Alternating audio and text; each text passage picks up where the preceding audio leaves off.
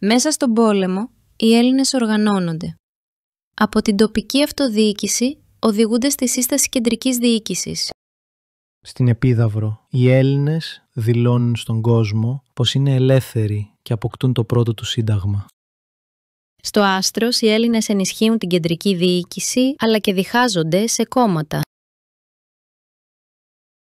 Προσωπικές φιλοδοξίες και ξένα συμφέροντα γεννούν τα πρώτα πολιτικά κόμματα της Ελλάδας. Η Τριζίνα δίνει ελπίδα. Ο Καποδίστριας εκλέγεται κυβερνήτης και η Ελλάδα αποκτά σταθερότητα. Οι εθνοσυνελεύσεις γέννησαν το ελληνικό κράτος.